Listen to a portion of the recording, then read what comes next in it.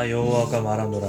그때 사람들이 유다 왕들의 뼈와 그 방백들의 뼈와 제사장들의 뼈와 선지자들의 뼈와 예루살렘의 거민의 뼈를 그 묘실에서 끌어내어 그들이 사랑하며 섬기며 순복하며 구하며 경배하던 해와 달과 하늘의 무별 아래 쬐리니 그 뼈가 거두이거나 묻히지 못하여 지면에서 분토 같을 것이며 이 약한 족속이 남아있는 자 물은 내게 쫓겨나서 각 거처에 남아있는 자가 사는 것보다 죽는 것을 원하리니 만국의 여호와의 말이니라. 너는 또 그들에게 말하기를 여호와의 말씀에 사람이 엎드려지면 어찌 일어나지 아니하겠으며 사람이 떠나갔으면 어찌 돌아오지 아니하겠느냐. 이 예루살렘 백성이 항상 나를 떠나 물러가며 어쩌미요. 그들이 거짓을 고집하고 돌아오기를 거절하도다.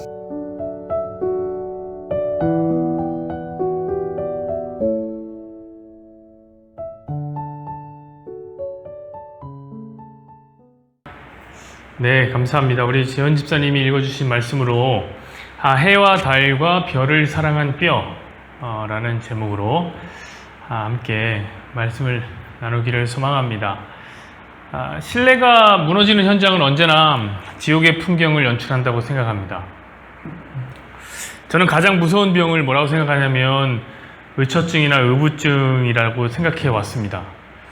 왜냐하면 가장 아름다운 천국을 단번에 지옥으로 만들 수 있는 병이기 때문에 그렇습니다.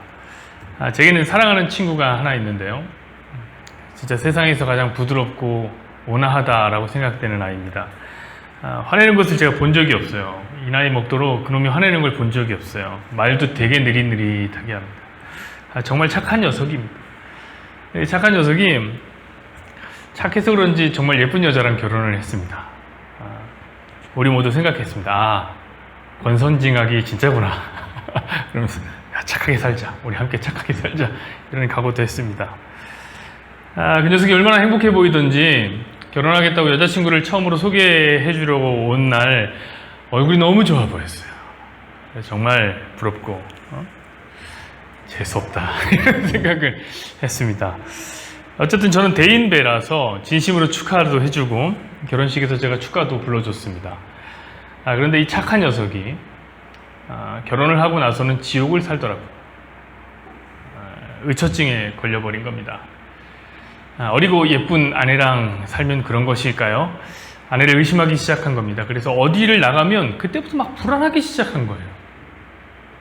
하루 종일 아내가 의심스러운 거예요. 일이 손에 안 잡혀요. 불안해서 잠도 못 자고 또 그렇다고 그걸 말할 수 있는 성격의 사람도 아닙니다. 사람이 점점 삐뚤어지기 시작하는 거예요. 자주 싸우게 됩니다. 그러다 결국에 분노를 조절을 못하고 폭력을 휘둘러서 물건을 던지고 말아서 헤어지었다라는 소식을 들었습니다. 분명히 결혼한 순간에만큼은 천국으로 시작했는데 의심이 마음에 들어오자, 이 말은 뭐죠? 신뢰가 깨지기 시작하자 한순간에 지옥이 되고 만 겁니다. 의심만 했는데도 그래요. 근데 진짜로 신뢰가 깨졌다면 어떤 일이? 그럼 더 마음이 더 지옥이었겠죠. 여러분, 믿음이 깨지는 순간 우리 속에는 분노와 절망 그리고 슬픔이 찾아옵니다. 이런 감정이 극으로 치달아가면 그게 지옥이겠죠. 여러분, 오늘 본문은 우상 숭배자가 당하게 될 끔찍한 심판에 대한 경고입니다. 그것은 마치 지옥과 같은 심판입니다. 여러분, 우상 숭배는 반드시 지옥을 만듭니다. 그래서 하나님께서 그렇게 우상을 숭배하지 말라고 했던 것 같습니다. 하나님은 우리가 지옥을 사는 것을 싫어하시기 때문인 것 같습니다. 우리 1절을 한번 보시죠. 여호와의 말씀이니라. 그때 사람들이 유다 왕들의 뼈와 그의 지도자들의 뼈와 제사장들의 뼈와 선지자들의 뼈와 예루살렘 주민의 뼈를 그 무덤에서 끌어내어. 오늘 본문은 1절부터 뭐라고 설명하냐면 그때에 라고 설명합니다. 그러니까 8장 1절부터 그때에 라는 말이 나왔으니까 이 그때를 설명해 주는 게 있겠죠? 그게 언제예요? 그 전 이야기에서 왔겠죠. 당연히 7장을 우리는 생각해야만 합니다. 지난주에 우리는 무슨 얘기를 했냐면 종교적인 열심이 만들어낸 지옥, 그 얘기를 했습니다. 그 흰놈의 골짜기에서 살아있는 자기 자식을 불태워야만 했던 그 지옥의 이야기였습니다. 그리고 그 지옥은 인간의 열심이 만든 것이다. 종교적 열심이 만든 것이다 했습니다. 하도 우상을 섬기다 못해 자식을 불에 태워야 하는 몰래까지 섬기는 이 이스라엘의 열심. 이거 좀 안타까운 순간이었습니다. 그 열심의 결과가 뭐였습니까? 우리 지옥이라고 얘기를 했습니다. 자, 오늘 본문에는 그 지옥에서 하나님은 그럼 과연 어떠한 일을 하시는가에 대한 이야기이겠죠. 자, 하나님은 우상을 숭배하는 자들을 그냥 가만히 두지 않으십니다. 우리 1절, 2절까지 보시죠. 여호와의 말씀이니라. 그때에 사람들이 유다 왕들의 뼈와 그의 지도자들의 뼈와 제사장들의 뼈와 선지자들의 뼈와 예루살렘 주민의 뼈를 그 무덤에서 끌어내어 그들이 사랑하며 섬기며 뒤따르며 구하며 경배하던 해와 달과 하늘의 뭇별 아래서 펼쳐지게 하리니 그 뼈가 거두이거나 묻히지 못하여 지면에서 분토가 될 것이며. 여러분, 하나님은 열심히 우상을 섬기는 이스라엘을 심판하시겠다고 했습니다. 그 심판이 얼마나 참혹한지, 얼마나 끔찍한지. 유다 왕들의 뼈, 지도자들의 뼈, 제사장들의 뼈, 선지자들의 뼈, 그리고 이제 주민들의 뼈까지도 무덤에서 파낸답니다. 여러분, 원래 무덤을 파헤치는 것은 가장 무서운 형벌 중에 하나였습니다. 아시죠? 조선시대에도 그 부관참시라고 해갖고 이미 한번 죽어버린 시체를 다시 꺼내요. 그래서 그 목을 자른다든지 아니면 사지를 분리하는 형벌을 내리곤 했습니다. 반역을 꾀하는 역도들에게나 하는 굉장히 무서운 벌입니다. 웬만하면 어느 사회든지 시체는 잘 안 건드리죠. 왜냐하면 뭐 무섭기도 하지만 이미 죽었잖아요. 어차피 죽은 거예요. 여러분, 죽음이란 건 뭐냐면 가장 최악이에요. 가장 최악의 순간을 상황에 있으니까 그냥 두는 거예요, 그 자리에. 그럼에도 불구하고 진짜 화가 난다. 못 참겠다. 그럼 무덤 파헤치는 거죠. 여러분, 우상 숭배를 하는 자들을 향한 하나님 분노는 그 끝을 모릅니다. 유다 왕, 지도자, 선지자, 제사장 그리고 주민들의 무덤을 파헤칠 만한 분노. 이게 무슨 말이냐면 모든 사람들, 그죠? 빠진 사람 없죠? 우리가 남녀노소하면 모든 사람을 얘기하는 것처럼 왕, 지도자, 선지자, 제사장 그리고 주민 하면 여기 빠진 사람 누가 있습니까? 없죠. 전부 다 모든 사람. 그러니까 모든 사람의 무덤을 파헤치는 심판이 우상 숭배자들을 기다리고 있다는 것이죠. 진정 모든 것을 파괴해버리는 심판에 대한 이야기입니다. 그 과거에 하나님께서 북이스라엘, 여기 있는 남유다의 이야기인데 북이스라엘을 심판하실 때 보면 얼마나 그 심판이 강력했는지 우리 역사적 기록을 통해서 알 수 있습니다. 그 북이스라엘의 수도가 뭐냐면 사마리아 성인데 사마리아 성이 산지에 세워졌습니다. 근데 아수르가 하나님에서 심판을 받을 때, 아니죠, 북이스라엘이 심판을 받을 때 아수르가 침략을 하는데 사마리아 성을 파괴하게 됩니다.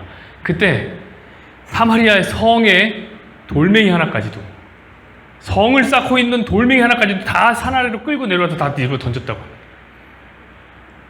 완전 다 뒤집어 버리는 심판이었죠. 근데 오늘 남유다의 멸망은 더 강력할 거라고 말씀하십니다. 죽은 사람의 무덤까지 파헤치는 심판이 올 것이다. 여러분, 그 심판이 얼마나 끔찍한지 3절 보면 이렇게 써 있습니다. 그 악한 민족이 남아있는 자, 무릇 내게 쫓겨나서 각 처에 남아있는 자들이 사는 것보다 죽는 것을 원하리라. 만군의 여호와의 말씀이라. 자, 죽지 않고 살아남은 사람들도 이런 생각을 하는데 차라리 이렇게 살 바에는 죽는 게 낫지 않냐. 그렇게 생각할 거라는 거예요. 여러분, 사람들의 생의 의지는 얼마나 대단합니까? 이 생의 의지는 상상을 초월합니다. 어떤 상황 속에서도 삶을 선택하고 싶은 게 인간의 본능이에요.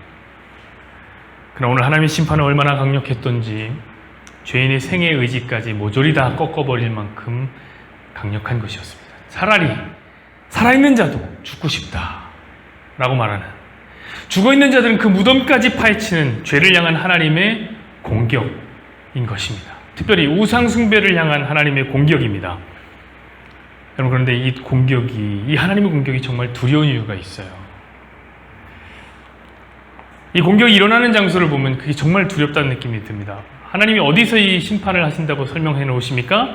해와 달과 무별 앞에서요. 2절 다시 한번 보시죠. 그들이 사랑하며 섬기며 뒤따르며 구하며 경배하던 해와 달과 하늘의 무별 아래에서 펼쳐지게 하리니 그 뼈가 거두이거나 묻히지 못하여 지면에서 분토 같을 것이며. 여러분, 근데 이 해와 달과 별이 어떤 대상이라고 얘기하죠? 유다가 사랑하고 섬기고 뒤따르고 구하며 경배했던 해와 달과 별입니다. 여러분, 이것은 유다가 우상 숭배하던 대상이다, 이것이. 그것을 설명하는 거죠. 여러분, 이 되게 무섭지 않나요? 하나님의 심판이 얼마나 강력한지. 사랑하고 신뢰하던 대상 앞에서 심판이 임하는 거예요. 여러분, 유다는 참으로 많은 우상을 섬겼습니다. 하지만 그들이 섬겼던 우상의 대표를 뽑으라고 하면 저는 이렇게 말할 수 있을 것 같아요. 해와 달과 별이다. 왜냐하면 이것은 유다인들 뿐만이 아니란 말이에요. 모든 인류, 모든 문명은 해와 달과 별을 섬기는 것으로 시작했습니다. 토테미즘이나 애니미즘 같은 그런 우상 숭배는 모든 인류의 공통적인 특성으로 나타납니다. 특별히 이스라엘을 감싸고 있는 문명들은 대표적으로 애니미즘 국가였습니다. 여러분, 이스라엘이 오랫동안 노예살이를 하던 국가가 어디입니까? 이집트지 않습니까? 그 나라는 태양신을 섬겼어요. 태양신. 라라는 태양신을 섬겼습니다. 그 왕인 파라오는 뭐냐면 태양신의 아들이라는 말이에요. 당연하겠죠. 농경사회를 이루며 살아가는 이집트에서 태양은 굉장히 중요한 가치였을 겁니다. 이스라엘이 거기서 몇 년을 사냐면 400년을 삽니다. 그 태양신을 섬기는 자리에서. 자, 그러다 이스라엘이 출애굽을 해서 어디로 갑니까? 가나안에 들어가요. 가나안은 어디에 있는 지역인 줄 아세요? 가나안은 메소포타미아 문명의 끝자락, 제일 끝쪽에 있는 지역이에요. 여러분, 세계사 시간에 배우지 않았나요? 이 지역을 뭐라고 얘기하면 비옥한 초승달 지역이라고 이야기합니다. 그래서 그런지 이들이 달을 섬겨요. 메소포타미아 문명은 달을 섬겨요. 신이라는 달신을 섬겼습니다. 이스라엘은 이 메소포타미아 문명에서 몇 년을 사냐면 한 500에서 700년 가까이를 살게 됩니다. 굉장히 오래 살죠. 그러다 이스라엘이 또 누구의 지배를 받습니까? 바벨론이라는 나라의 지배를 받아요. 근데 이 바벨론은 별을 섬기는 나라입니다. 별. 특별히 무슨 별을 섬기냐면 금성을 섬겨요. 금성. 금성 아시죠, 여러분? 밖에 뭐 제일 빛나는 별이 그 금성이거든요. 밝아요. 성경에 보면 바벨론의 왕에게 하나님 뭐라고 부르시냐면 너 아침의 아들 계명성이여 이렇게 부른다. 그 계명성이 뭐예요? 그게 금성이에요. 금성. 그러니까 바벨론은 별신을 섬긴 거예요. 그래서 늘 천문을 관측하고 공부했습니다. 아마 다니엘이 그 바벨론에 갔을 때 뭘 공부했냐면 그 천문을 공부했을 거예요. 나중에 예수님이 오시게 되면은 별이 하나가 뚝 따라가고 그 별을 따라가던 동방의 박사들이 이야기에 나오는데 그 많은 학자들이 그 동방의 박사를 뭐라고 설명하냐면 바벨론의 영향을 받은 페르시아 사람이라고 생각합니다. 왜냐하면 페르시아가 이 바벨론을 멸망시키잖아요. 당연히 그 페르시아 안에 바벨론의 세계관이 영향을 미쳤겠죠. 그러니까 별을 중요하게 생각하던 바벨론 계열의 페르시아 사람들은 그때에도 계속 천문을 관측했다고요. 그러다가 어떤 박사들이 메시아의 별을 보게 된 거죠. 따라갔다. 저도 그 의견에 동감합니다. 중요한 것은 이스라엘은 이런 별을 섬기는 바벨론에도 포로가 됩니다. 그리고 포로 생활을 해요. 여러분, 제가 지금 무엇을 얘기하는 걸까요? 이스라엘의 주변 국가들은 거의 대부분 해와 달과 별을 섬기고 있었다고요. 그래서 이스라엘이 어떻게 됩니까? 그들도 해와 달과 별을 섬기게 된 것이죠. 사실 우상숭배의 무서움은 이 우상숭배의 대중성에 있습니다. 우상숭배가 되게 대중적이라는 사실이에요. 우리가 느끼기는 저들은 왜 하나님 말고 저런 걸 섬겼지? 이렇게 생각하지만 그게 그 당시에 너무나 대중적인 이야기였어요. 자, 여러분, 상훈 집사님도 좋아하고 상철 집사님도 좋아하면 제가 나는 그거 별론데? 이렇게 말하기 쉽지 않아요. 제가 예전에 고등부 담당 전도사를 했을 때 저는요, 제 양심을 속이고 트와이스 팬이라고 이야기를 한 적이 있어요. 저 트와이스 안 좋아하거든요.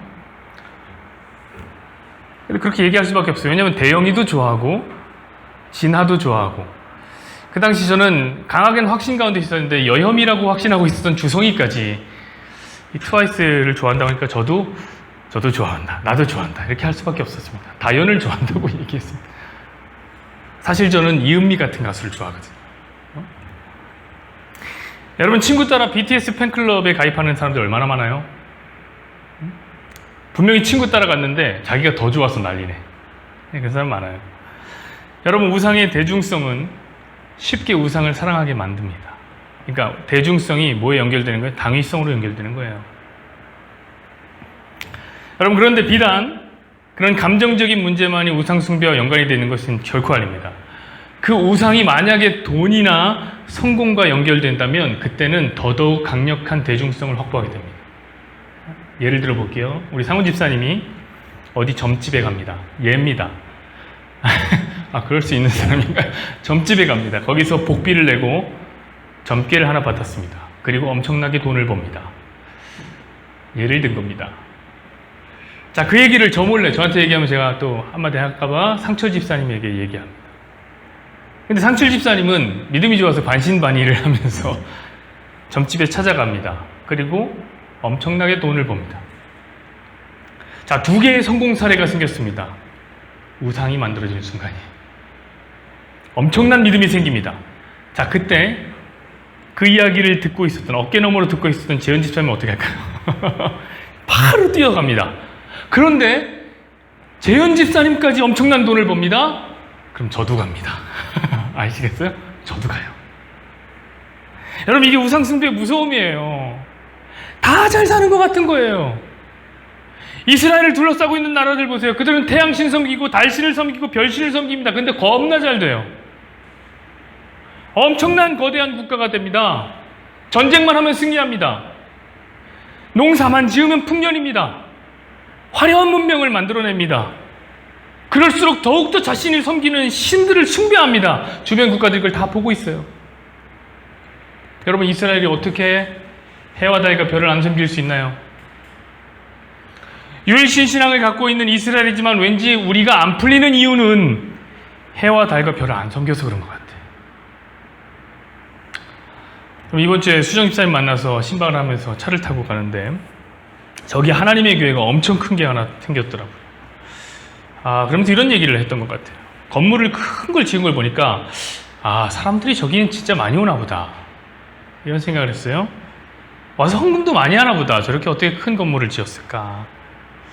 그래서 이런 생각이 둘 다 드는 거예요. 아니, 도대체 도무지 이해가 안 간다. 아니, 어떻게 지각 있는 사람이 저런 이단을 섬길까? 어떻게 돈을 걷다 갖다 바칠까? 이런 얘기를 했습니다. 근데 곧바로 또 바로 이런 얘기가 돼요. 근데 또 이해가 되는 것 같다. 왜요? 사람들이 몰리고 거기서 잘 된다는 소리 들으면 사람들이 더 몰립니다. 또 잘 된다는 소리 들으면 더 몰리는 거예요. 대중성이 우상을 섬기게 만드는 거예요. 여러분, 이번 주에 PD수첩을 보니까 그 또 빛과 진리의 교회 이야기가 나오더라고요. 우리 지난주에 그 제자 훈련할 때 그 인분 먹인 교회가 있었다고 한번 설교할 때 말하지 않았습니까? 이번에는 PD수첩에서 목회자의 우상화라는 이야기가 나오더라고요. 전 진짜 소름이 돋았습니다.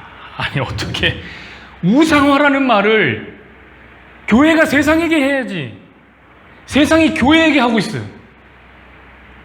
근데 그게 사실이더라고요. 그 목사님 무슨 연예인이에요.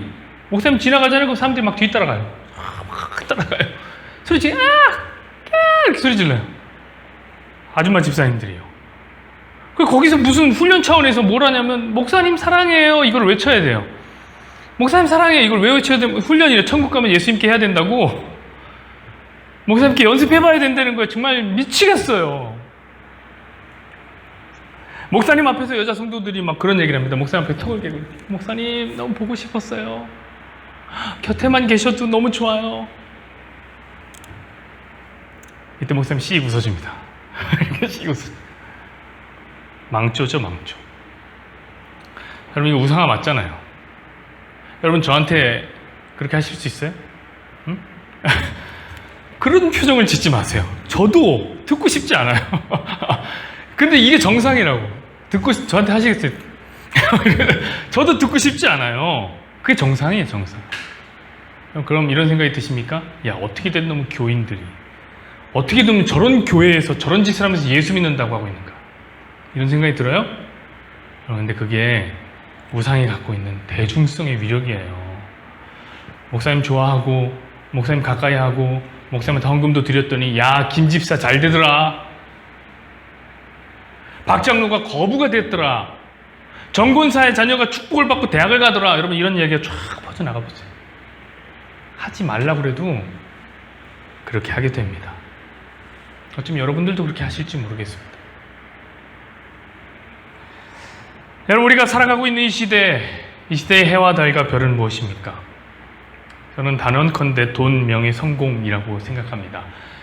여러분 이것을 하나로 압축하면 뭘까요? 만몬이라는 신이라고 생각해요. 만몬이라는 돈의 신이 이 시대를 사로잡고 있습니다. 그럼 유일신 하나님을 믿는 여러분들은 만몬을 섬기고 있지는 않나요? 제가 가끔 예를 들잖아요. 만약에 여러분 돈 많은 불교 신자가, 왜냐면 돈 많은 기독교 신자도 그런 사람들 봤기 때문에 제가 이런 예를 드는 겁니다. 돈 많은 불교 신자가 여러분에게 와서 단 한 주만 우리 사찰 와서 절밥만 먹고 가라. 그럼 내가 1억 주겠다. 라고 하면 여러분은 어떻게 할래요?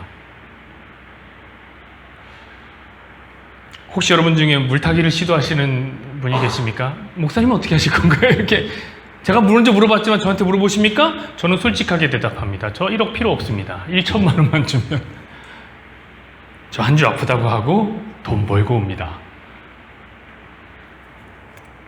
여러분 사례가 너무 극단적이었나요? 그건 사실이잖아요. 예수님이 이런 말씀하셨습니다. 사람이 하나님과 재물을 겸하여 섬길 수 없다. 여러분 그런데 교회가 그 짓을 하고 있어요. 예수 믿으면 축복받아 부자 됩니다. 우리 교회 장로님 재벌이에요. 우리 목사님이 기도해주면 병도 고치고 아프지도 않고 행복해져요. 이웃추충주일입니다. 어르신들 교회 한번 오시면 5,000원씩 드려요. 어르신은 예쁘니까 10,000원 드릴게요. 이런 소문이 퍼지면 교회가 삽시간에 부흥합니다. 여러분 그럼 그 교회는 하나님을 섬기는 교회입니까? 재물을 섬기는 교회입니까? 우리들의 우상을 섬기는 패턴도 똑같습니다. 여러분 이 세상은 하나님을 안 믿어요. 안 섬겨요. 근데 그래도 잘 먹고 잘 살거든요. 오히려 하나님이 없이 사니까 행복해 보여요. 그 맛있는 술도 막 먹고 힘들면 담배 한 개비 쫙 뽑아서 내 슬픔을 연기에 떠나보내고. 우리 지난주에 테이블에 앉아서 잠시 식사하면서 자기 고백을 했는데 진짜 예수 없이 재밌게 막 사는 세상을 보면 우리 마음도 막 흔들려요. 우리 너무 일찍 예수 믿었다. 좀 더 놀다가 믿을걸. 그런데 이런 아쉬움도 그냥 한숨 한번 쉬듯이 지나가면 되는데 또 그 세상에다가 발을 담굽니다. 예수님께 한 발, 세상에 한 발 딱 걸치고 열심히 사는 거예요. 돈을 따라 이 세상이 저쪽으로 우 하고 가면 우리도 쭉 따라가고 이쪽이다 이번에 우 하고 가면 우리도 쫄래쫄래 거기 따라간단 말이에요. 여러분 이게 우상 숭배예요. 그게 해와 달과 별을 사랑하는 거예요. 그 결과가 무엇입니까? 자, 이제 하나님은 우상 숭배자들의 무덤을 열어서 그들이 사랑하며 섬기며 뒤따르며 구하며 경배했던 해와 달과 별들 앞에 꺼내어놓기 시작합니다. 자, 열심을 다해서 섬겼고 믿고 따르던 해와 달과 별이 그렇게 꺼내진 뼈를 향해서 무엇을 할 수 있습니까? 그들의 뼈를 거두어드릴 수나 있나요? 해와 달과 별이? 그들의 뼈를 다시 묻어줄 수는 있나요? 그 뼈가 그냥 말라서 분진이 되는 것을 지켜볼 수밖에 없는 겁니다. 여러분 이것이 진정 우상숭배의 무서움입니다. 그런 것 같습니다. 저도 그렇고요. 여러분도 그렇고요. 우리는 우상을 섬깁니다. 우리는 우상을 의지할 때가 많아요. 왜냐하면 왠지 그것이 우리의 인생을 좋은 방향으로 인도해 줄 것 같은 생각이 들거든요. 우리 인생의 문제를 해결해 주고 우리가 힘들 때는 위로해 주고 우리를 책임져 줄 것만 같습니다. 우리의 해와 달과 별이, 우리의 돈이, 우리의 명예가, 우리 주변에 능력 있다고 소문난 목사님이, 우리가 사랑하는 사람이 우리를 끝까지 책임져 줄 것 같습니다. 그래서 그것을 믿었고 그것을 섬겼고 그것을 뒤따랐고 그것에게 경배했고 그것을 사랑했습니다. 근데 이제 와서 하나님의 심판 앞에 저와 여러분의 해와 달과 별이 도대체 여러분에게 무엇을 해줄 수 있단 말입니까? 신뢰가 깨지는 순간이 찾아온 거죠. 그동안 믿고 사랑했던 우상은 우리에게 아무것도 못한. 사랑하는 여러분, 그러므로 그런 무서운 심판이 찾아오기 전에 여러분의 해와 별과 달을 의심해 보십시오. 진정으로 내가 사랑하고 있는 이 해가, 내가 의지하고 있는 이 달이, 내 온몸을 맡기고 있는 이 별이 나의 생명을 책임질 수 있는 존재인가? 답은 분명해요. 아직도 해와 달과 별을 사랑하고 있다면 저 여러분은 뼈가 될 수밖에 없는 겁니다. 그런데 이스라엘이 어떤가요? 4절 5절 보시죠. 너는 또 그들에게 말하기를 여호와의 말씀에 사람이 엎드려지면 어찌 일어나지 아니하겠으며 사람이 떠나갔으면 어찌 돌아오지 아니하겠느냐. 이 예루살렘 백성인 항상 나를 떠나 물러가면 어찌 되느냐. 그들이 거짓을 고집하고 돌아오기를 거절하도다. 여러분들, 이스라엘 백성들은 끝까지 답을 몰랐던 것 같아요. 여러분, 자빠짐이 일어나는 거예요. 당연한 일이에요. 떠났으면 돌아오는 게 당연한 거예요. 성경에 다른 말을 빌리자면 당연히 여인은 젖 먹는 자식을 잊을 수가 없고 철새는 떠났다면 다시 돌아오기 마련인데 그것은 당연한 일인데 오늘 성경에 보니까 어찌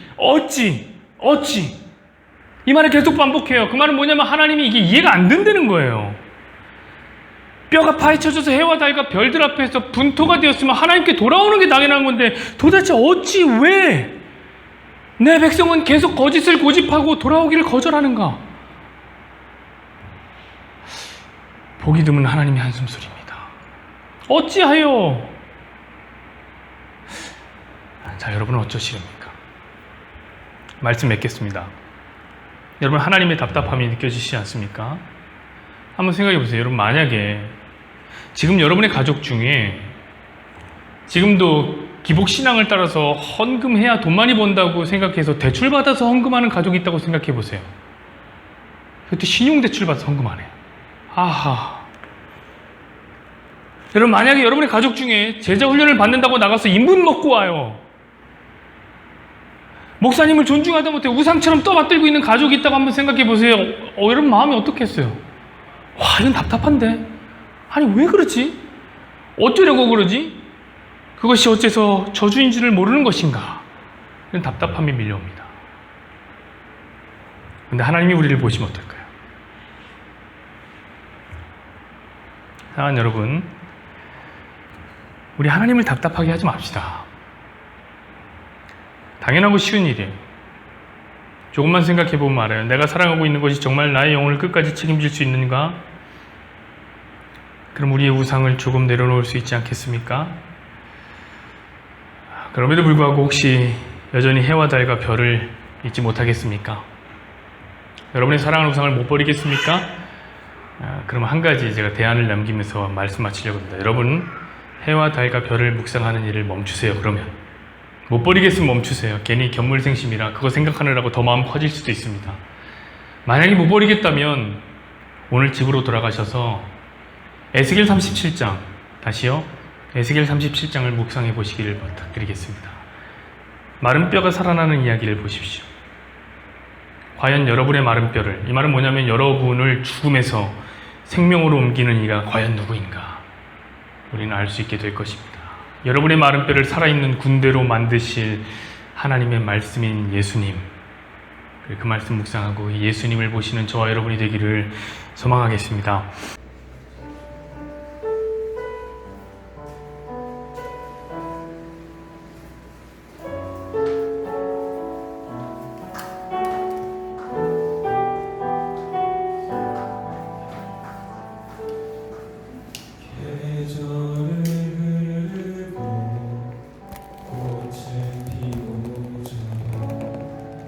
시들지 않을